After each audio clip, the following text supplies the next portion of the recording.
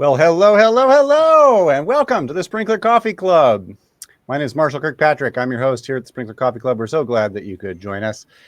Please feel free to pour yourself a cup of coffee and get ready for 30 minutes of really exciting conversation. Here on the Sprinklr Coffee Club, we like to talk about digital transformation, customer experience, the increasingly networked world, the upsides, the downsides, what we can do about it all. It's really fun with a bunch of the leading thinkers around the internet and the world. And today we have a really special guest.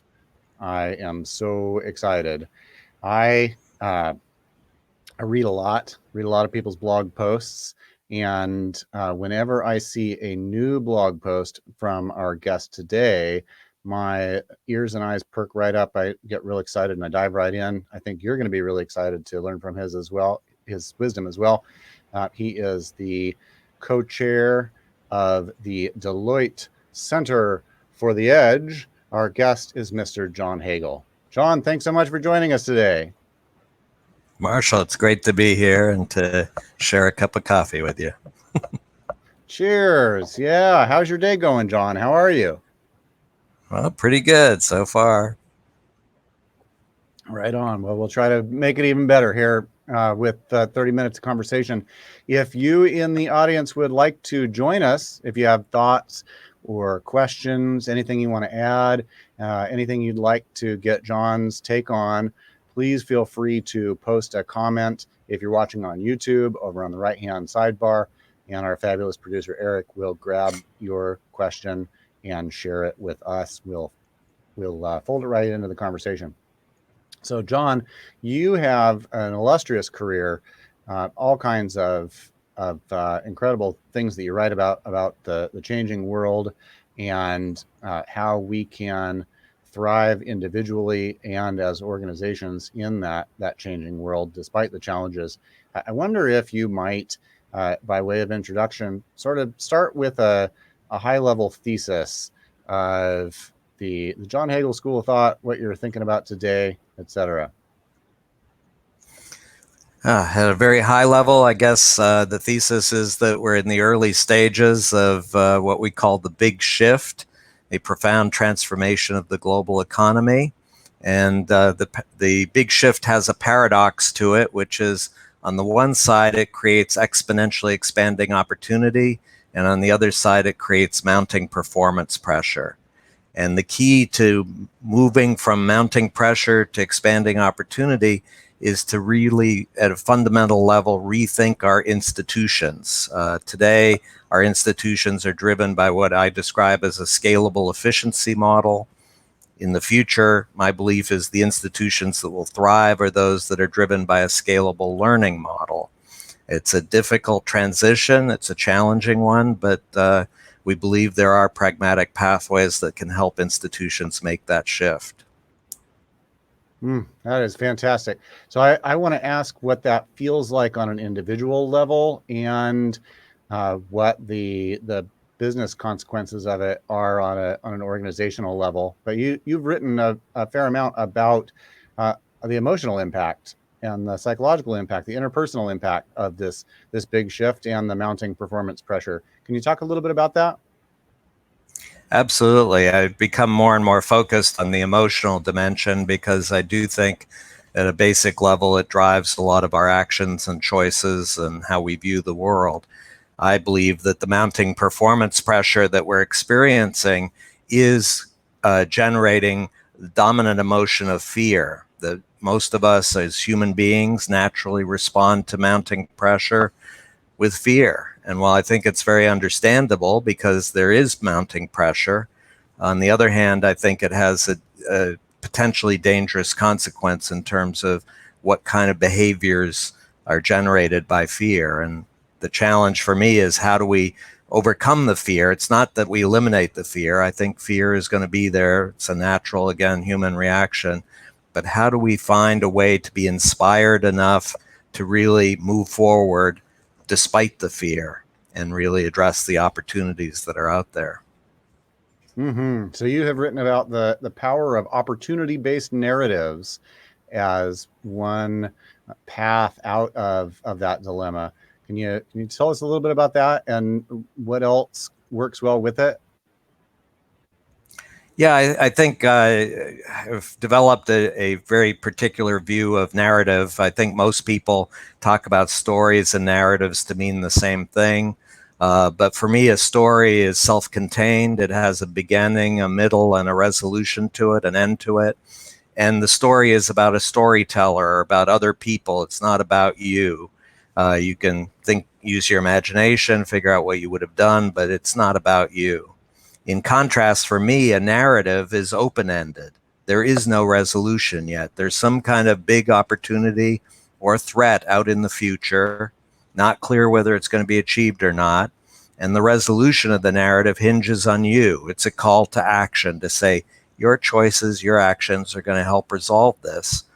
And in this context, I think an opportunity-based narrative, if we can frame something that's really inspiring, that motivates people to come together to address that opportunity, it helps to overcome the fear and move forward together to address the opportunity. Mm-hmm.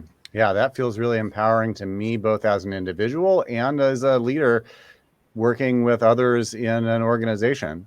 That if I can consciously frame my propositions in those terms, that sounds that's an exciting, empowering idea. I think one of the challenges is that many institutional leaders, feeling the mounting pressure, tend to resort to what I call the burning platform motivation to mobilize people. If we don't move, we're going to die. And that feeds the fear versus, again, focusing on what's a really big opportunity that we could actually come together to achieve. And then the balance, of course, is figuring out what are the small moves you can make in the short term to start to demonstrate that this is not just a fantasy, but that there's something real here, that will help people to really, again, become inspired and excited and willing to take some risk to move forward. Mm-hmm. Speaking of small moves, you have written about what you call small moves smartly made. And I think about an article that you wrote talking about how that can be made up of a destination, so having a clear, a clear destination that you're pointing towards, leverage built through collaboration with others, recognizing that you can do more together than you can individually, and then acceleration, authentic or ironically perhaps, built through slowing down in order to speed up and look for greater than incremental opportunities to leap forward. Is that No, a fair absolutely. articulation of your model? You did a great job. I couldn't have done better. It's the notion that again, I think the temptation of people who see that there's so much pressure is to want to do everything all at once. Massive top-down change, and I think the risk there is, again, that tends to really overwhelm people. Versus if you think smartly about it, what are the small moves that could start to demonstrate real tangible impact quickly, and then build the motivation to move forward and escalate those actions to achieve the real big opportunity that's been identified. Mm-hmm. Now, not to ask about scary things, but you have said that you clearly are not advocating for incrementalism when you talk about small changes smartly made, because we run the risk of incrementally drifting right off of a cliff, but instead should focus on those small moves with a commitment to big leaps going forward. What is that? What's the risk there of incrementally falling off the cliff? What does that mean? No, I think that, again, it ties back to this notion of fear, that if you're driven by fear, you tend to be very risk averse, and you want to move in very minor ways with very low risk, quote unquote. Actually, I think those are the highest risk small moves. but it's the notion of really looking ahead and identifying a very big opportunity, and then thinking about what are the moves that could have the greatest impact in accelerating your movement towards that opportunity, and focus on those. That's the key to smartly made. It's not just small incremental moves. It's moves that are very focused on getting to that that bigger opportunity more quickly.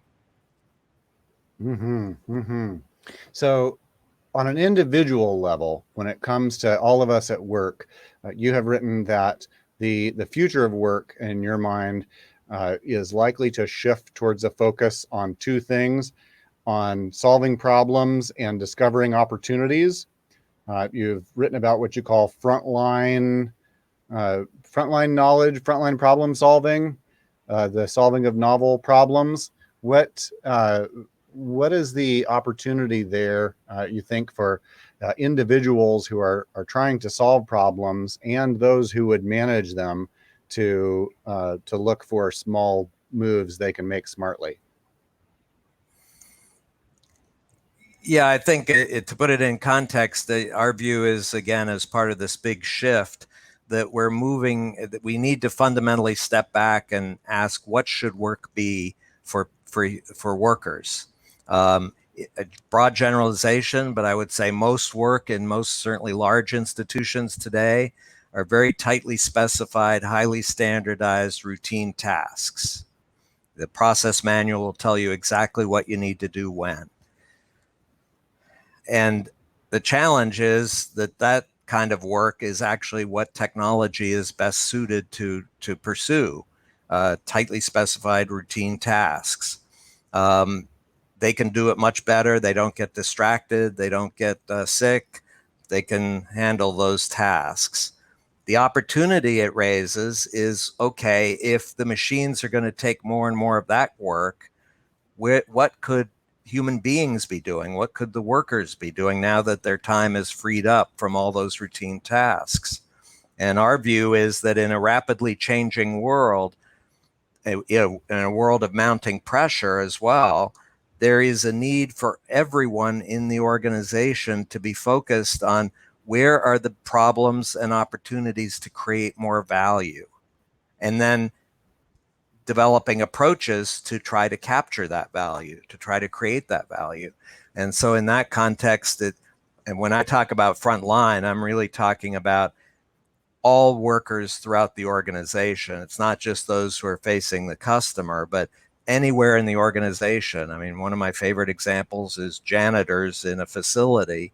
They're deeply knowledgeable about that facility and how people are using the facility. What if we gave them the mission of looking for opportunities and challenges to create more value for the people who are working in that facility? That could unleash some real creativity and expand value creation throughout the organization. It's a beautiful vision.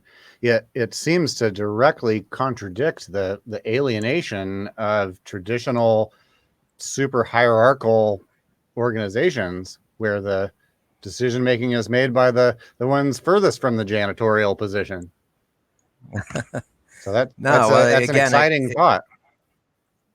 Yeah, but it's a challenging, to your point, it requires really rethinking all aspects of the organization, starting at the leadership level, but all the way through how you organize, how you motivate, how you measure people in terms of performance. Everything has to be changed if you're really focused on redefining work in the way I'm talking about it. And there's going to be a lot of resistance to that. One of the things that we talk about a lot in our research is to never, ever underestimate the power of the immune system that exists in every large institution that will mobilize to crush any effort to change.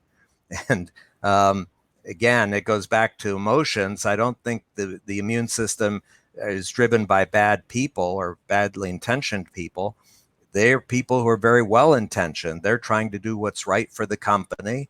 And what's right for the company is to keep doing what we've always been doing, because that's what led to our success.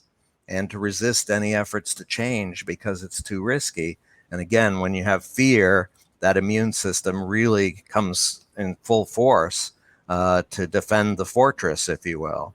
And so I think the challenge again is, how do we motivate people through the opportunity, framing an opportunity? And I think one of the things that I think certainly in our experience is inspiring is to workers is this notion of finally we get to do something that's going to make a difference that not just anybody could do. I mean, if it's routine tasks, give anybody a process manual and they'll be able to do the routine task. Now we're focused on seeing things that nobody's seen before and coming up with new approaches to creating value. That's something really exciting. Yeah, your research about shifting the focus of work from task completion to value creation is something I've really been trying to remind myself at every opportunity, especially while looking at a big to-do list. And how do you relate to that? How can you tell us a little bit about that shift? I'm sure in your life and your work, there's a never-ending list of tasks as well. How do you keep refocusing yourself towards value creation? It's just keeping very much in focus. What are the impacts that matter? Where and how can I have the greatest impact? And then looking at specific demands on my time to say, is that really going to contribute to delivering that impact, or is it going to be a distraction or spread me too thin?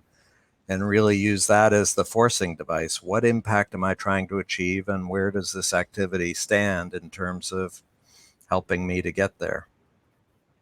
Mm-hmm.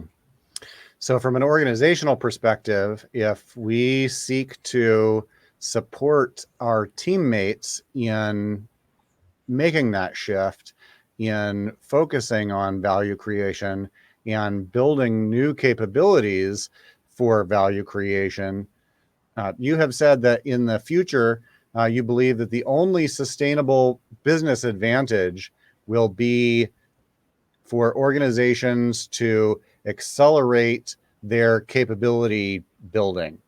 Can you tell us a little bit about that, and perhaps if you have any favorite examples of it? I would love to hear who's doing that well out in the world these days. Yeah, I would frame it a little differently in terms of our view is the key to success is accelerating learning. So, and I quickly add that most executives, when I talk about learning, are saying, oh, you're talking about training programs, what training programs at what point in time. No, our view is in a rapidly changing world, the most powerful form of learning is not sharing existing knowledge, because that's depreciating at an accelerating rate. The most valuable learning is creating new knowledge that nobody's known before, and doing that through action in the workplace as you see new opportunities and problems that nobody else has seen, coming up with the approaches that can deliver impact. And so I think that's really the essence, is shifting the whole focus of learning to the work environment, not just training programs, and saying where and how can we organize and support the workers to learn faster in their work environment. And we've done some work around, well, how would you redesign the work environment to do that?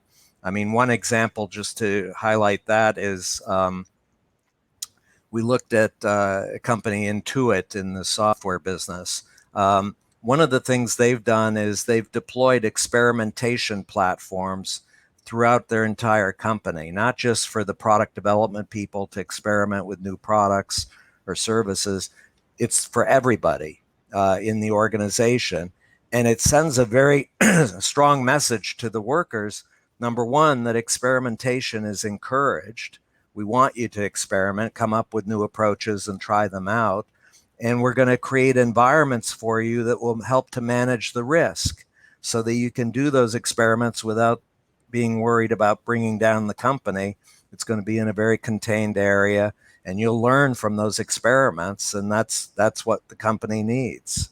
So it's that kind of example of a specific initiative to help people work. And another whole dimension to this, there's a lot that's connected, but we've come to believe that if accelerating learning is the key, no matter how smart any individual is, they're going to learn a lot faster if they're part of a small work group.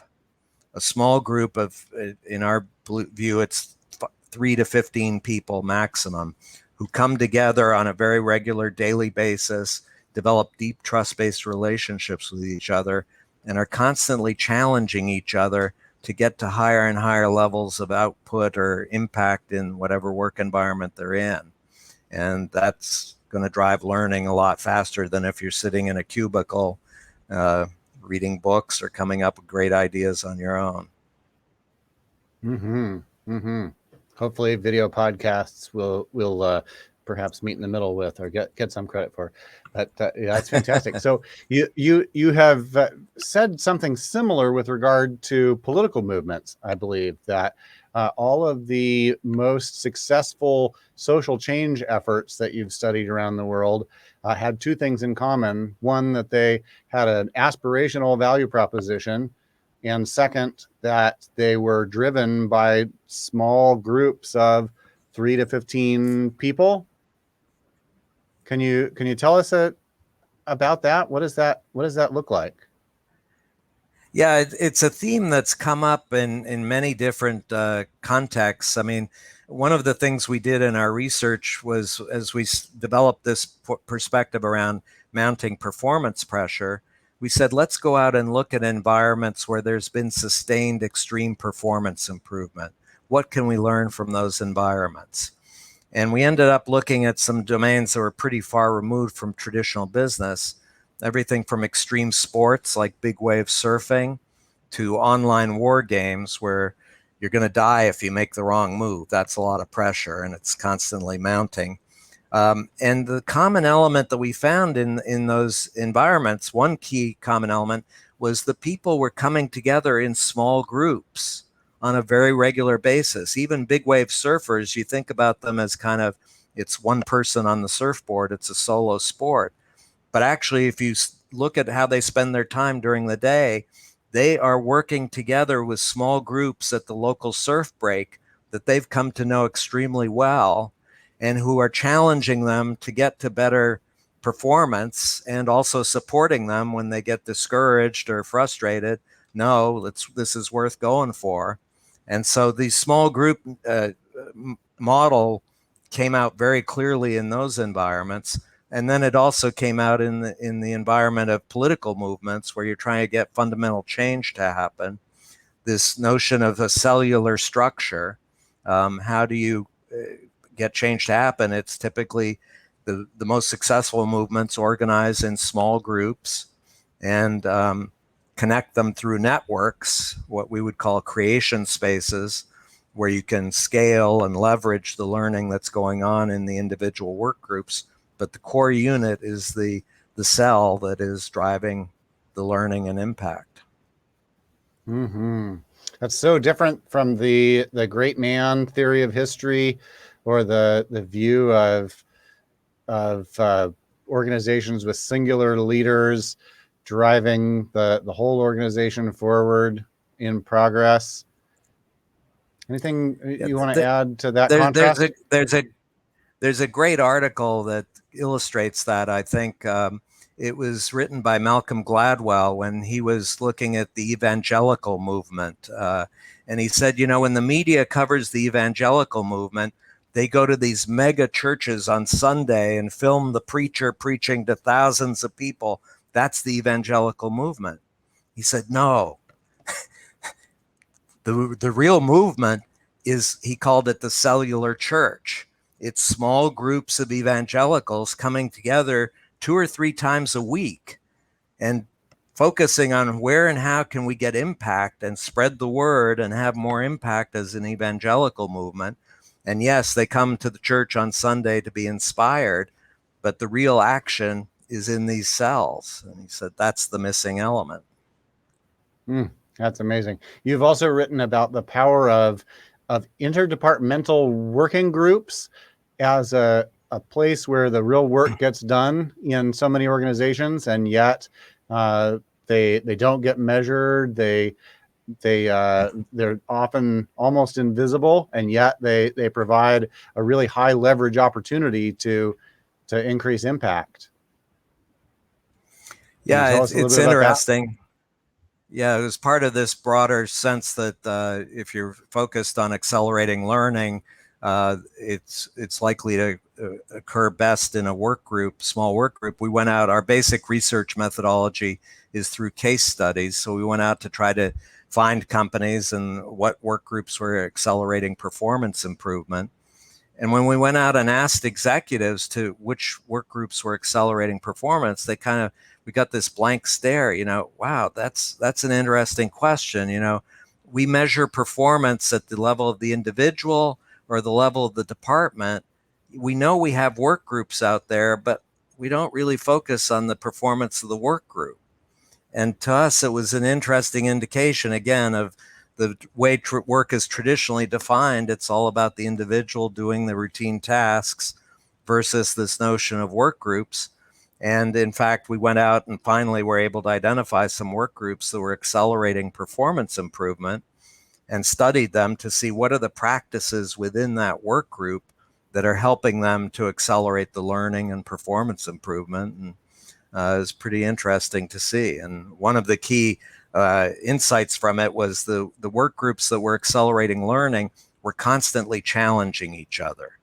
They were just doing it with respect, because they were all driven by the shared goal to get to higher and higher levels of performance. And so in traditional environments, if you're challenging another worker, it's typically to put them down and to advance your own interests in the company. In these work groups, no, they were challenging each other because they were excited about getting to that higher level of performance. That's beautiful. And I read that. I definitely thought fondly of some of the most effective work groups that I get to be a part of here at Sprinklr, and that was some really great validation of those acts of collaboration. John, I want to ask perhaps to conclude here about the passion of the explorer. This is a theme you have come back to in many cases. Can you introduce our viewers a little bit to the idea of the passion of the explorer? Yeah, we came up with this again as part of that research of looking for environments where there was sustained extreme performance improvement, extreme sports, online war games. One of the common elements we found in all of those environments was the participants had a very specific form of passion. And we use the term with some reluctance because everybody talks about passion, but they all have different meanings. We talked about a very specific form of passion we called the passion of the explorer. And it has three elements to it. One is a commitment, long-term commitment to a specific domain and achieving increasing impact in that domain. They didn't just want to be in that domain. They wanted to have more and more impact. Then they had also a questing disposition. When confronted with a challenge, they got excited about it versus stressed out. Wow, this is amazing. Now I have an opportunity to get to a higher level of impact.